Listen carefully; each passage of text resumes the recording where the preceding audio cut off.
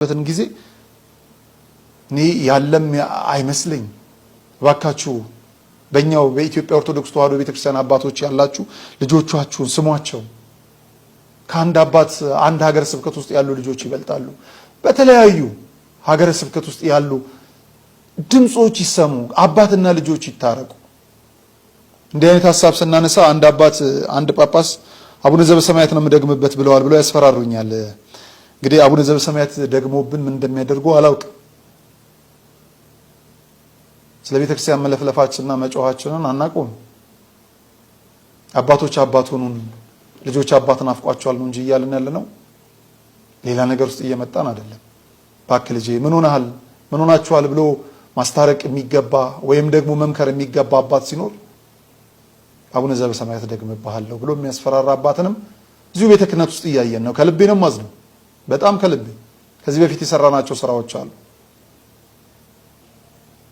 ዛሬ ደግሞ ምስራቅ ጉራጌ እና ማረቆ ልዩ ወረዳ ሀገረ ስብከት የተወሰኑ አለመግባባቶች ውስጥ እንዳሉ ሰማው ምንድነው ነገርየው ከወጡ ጽሁፎች አንዳንድ ነገሮች ውስጥ ከደረሱኝ ብፁዕ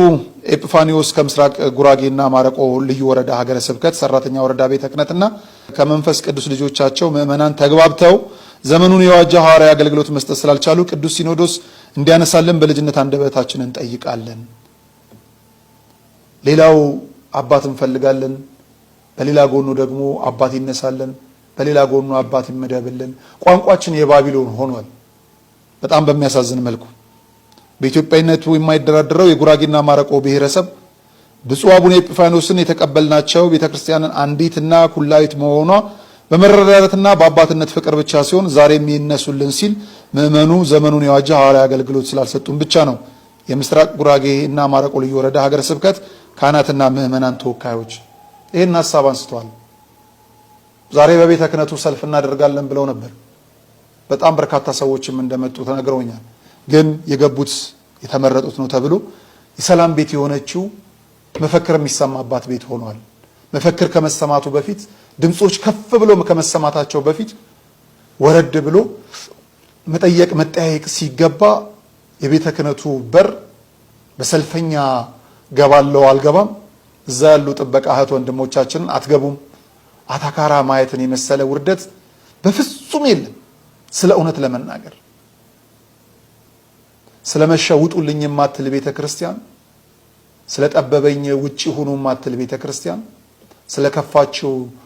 ደስ ያላችሁ ቀን ኑ ብላ ማትገፋ ቤተ ክርስቲያን እዛ ውስጥ ያለን አባቶች እዛ ውስጥ ያለን ሰዎች እዛ ውስጥ ያለን አገልጋዮች ግን እርስ በርስ በመገፋፋት ከቤተ ክርስቲያን ሰዎች እንዲቀሩ ከአባትነት መንፈስ ጋር እንዲጣሉ ልጆች በአባታቸው እርካታ እንዳይኖራቸው አመኔታ እንዳይኖራቸው አባቶች በልጆቻቸው ላይ መተማመን እንዳይኖራቸው የተዘራ መንፈስ ምን እንደሆነ አላውቅም ከልቤ ነው ማዝነው ሌላኛው ሐሳብ እንግዲህ በዚህ ሀገረ ስብከት ውስጥ መጋቢ ብሉይ ወሐዲስ አባ ጸጋ ዘአባዱኛ ቆሞስ ማለት ነው ወደ ምስራቅ ጉራጌና ማረቆ ልዩ ወረዳ ሀገረ ስብከት ስራ አስኪያጅነት እንዲመለሱ እንጠይቃለን የምታስታውሷቸው ነው አባ ጸጋ ዘአብን እዚህ ነጋሽ ሚዲያ ላይ መተው የሚገርም ወንጌልን ሲሰብኩን የነበረ ኩባያዎች አስቸገሩን የሚል ርዕስ የሰጠንበት ዞር ብላችሁ ማየት ትችላላችሁ እኚህን የወንጌል ገበሬ ከሀገረ ስብከቱ ሊቀጳጳሱ እንዳነሷቸው ነው የሰማሁትና አዘንኩኝ እሳቸውን የመሰሉ ሰዎችን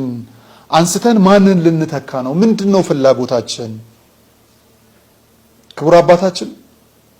እኛ ባላወቅነው ገብተን ከሆነ ለመታረም ዝግጁ ነን የእርሱ አባትነት የልጆቹም ልጅነት ለቤተ ክርስቲያን በጣም አስፈላጊ ነው ተግባብታችሁ እንድታገለግሉ ዛሬ ላይ በእርግጥ እንድትሰሩ ነው የሚባለው አገልግሎት የቀረ ይመስለኛል ወደ ስራ ተቀይሯል ምክንያቱም ቅጥሩም ውሉም በዛ ስለሆነ በዛ ላይ ብፁዕ አባታችን እንግዲህ ብፁዕ አቡነ ኤጲፋኒዮስ ጵጵስናውንም ከተቀበሉ ከተሾሙ ከተሰጣቸው በጣም ቅርብ ጊዜ ነው ለጸብም የሚዳርግ አልመሰለኝም አልገባኝም ነገሩን አጥርተን የምንሄድበት ጉዳይ እንዳለ ሆኖ ቢሰማኝም